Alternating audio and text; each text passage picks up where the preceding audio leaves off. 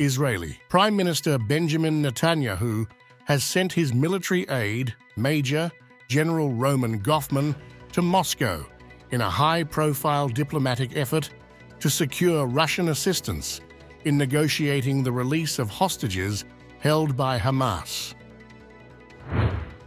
This strategic move comes against the backdrop of a protracted and intensifying conflict in Gaza, with international mediation efforts facing significant hurdles.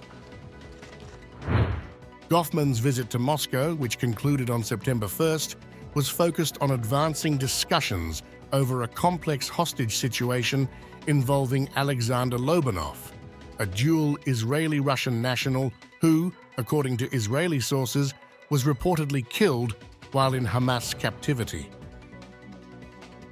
The Israeli Prime Minister's office has expressed frustration with Hamas, accusing the group of repeatedly rejecting various proposals despite considerable international pressure and support from the US. The urgency of Gofman's trip is underscored by the slow pace of truce negotiations led by the US, Qatar, and Egypt.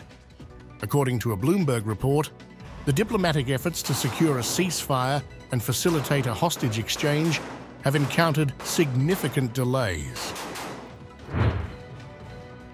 Russian President Vladimir Putin has reportedly engaged in discussions with Hamas concerning hostages with Russian citizenship, highlighting Moscow's dual role as both a critic of the militant group and a potential mediator.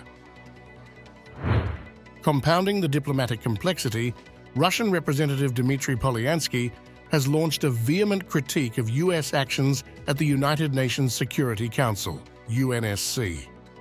Polyanskiy accused the US of obstructing efforts to address the Palestinian-Israeli conflict and highlighted the severe humanitarian toll in Gaza, where recent reports indicate substantial casualties. To the United Nations, Russian Federation, I would like to tell my esteemed American colleague to keep his recommendations to me and my government to himself and finally do what the United States should do, not interfere with the Security Council's work on resolving the Palestinian-Israeli dossier. Everyone in this room understands perfectly well that it is the United States that bears the primary responsibility for what is happening in Gaza now.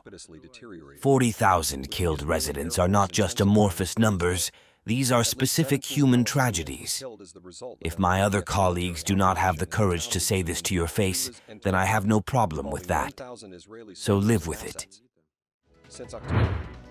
Polyanskiy's comments reflect ongoing tensions at the UNSC, where Russia has been vocal about its stance on the conflict and criticized American influence over the resolution process. Notably, the UN humanitarian hub in Deir al-Balah is also under an evacuation order. It is well known that the UN senior coordinator for Gaza, Sigrid Kaag, planned to open her office there back in May. This once again confirms that efforts to launch the humanitarian aid delivery mechanism remain on paper, while the situation on the ground in all parts of Gaza is catastrophically deteriorating. In a related diplomatic development, Palestinian President Mahmoud Abbas visited Moscow to meet with President Putin. During this visit, Abbas voiced strong support for Russia and discussed the dire situation in Gaza. Putin, for his part, reiterated Russia's commitment to supporting the creation of a Palestinian state and stressed the importance of a peaceful settlement with Israel. Despite ongoing diplomatic challenges and the failure of recent negotiations, Russia continues to position itself as a key player in mediating the conflict. This international legitimacy that began in 1947 until today and included more than 1,000 resolutions, Mr. President, from the Security Council, the General Assembly, and Human Rights, and unfortunately the United Nations failed because of America, because of American pressure, because of the American position. It failed to give us a single resolution to be implemented in favor of the rights of the Palestinian people.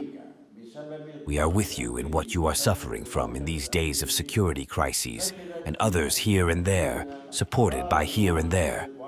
We stand with the Russian Federation without the slightest doubt. Putin, for his part, reiterated Russia's commitment to supporting the creation of a Palestinian state and stressed the importance of a peaceful settlement with Israel.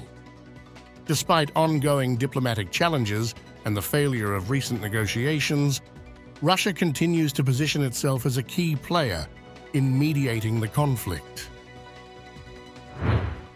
I am very pleased to have the opportunity to meet with you today here in Moscow and talk about the entire complex of our relations, but also about the situation at the moment, as well as for the near future.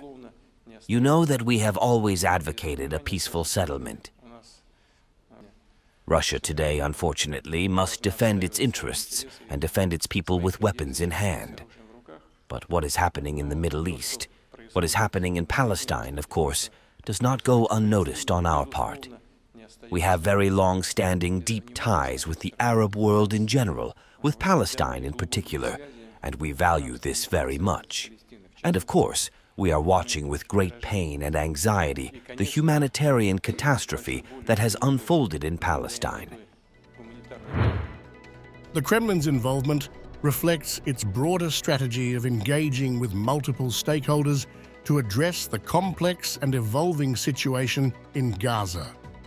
The current diplomatic landscape remains fraught with challenges as international actors, including Russia, the US, and regional powers, navigate the intricate negotiations aimed at resolving the Gaza conflict and addressing the broader humanitarian crisis.